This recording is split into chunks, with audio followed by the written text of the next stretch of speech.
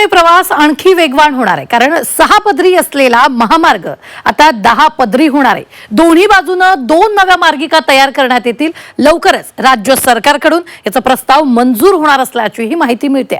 पाहूया।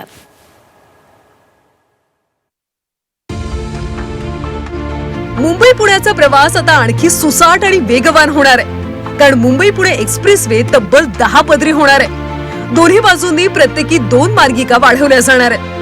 एक्सप्रेसवेवरची वाहन संख्या वाढल्याने मार्गिका वाढवण्याचा प्रस्ताव MSRDCने तयार केला। लवकरच मंजुरीसाठी सरकारला प्रस्ताव पाठवला जाणार आहे। पुणे मुंबई एक्सप्रेस हायवेवरती सतत होणाऱ्या वाहतूक कोंडीवरती आता तोडगा निघत आहे, आणि तो म्हणजे पुणे मुंबई एक्सप्रेस हायवे जो आहे तो आता 10 पदरी करण्याचा प्रस्ताव MSRDC राज्य सरकारकडे देणार आहे। सध्या हा पुणे मुंबई एक्सप्रेस हायवे जो आहे तो 6 पदरी आहे, मात्र आता सततची होणारी वाहतूक कोंडी पाहता आता हा पुणे मुंबई एक्सप्रेस हायवे जो आहे तो 10 पदरी करण्याचा प्रस्ताव जो आहे तो पुढील 8 दिवसांमध्ये MSRDC राज्य सरकारकडे देणार आहे।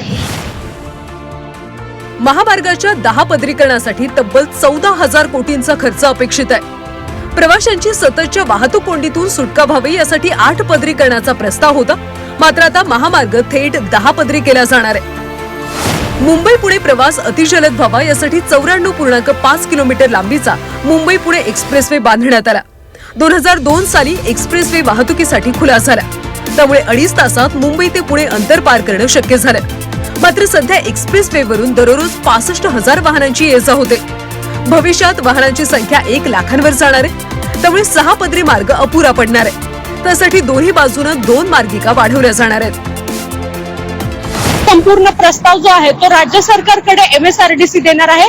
जर हा पुणे मुंबई एक्सप्रेस हायवे 10 पदरी झाला तर होणारी सततची वाहतूक कोंडीतून नागरिकांना जो आहे तो देखील दिलासा मिळणार आहे। मुंबई पुणे एक्सप्रेसवेच्या 2 मार्गिका वाढवण्यासाठी जमीन संपादित करावी लागणार आहे। दुसरीकडे राज्य सरकारकडे प्रस्ताव गेल्यास त्याला मंजुरी मिळणार असल्याची माहिती आहे।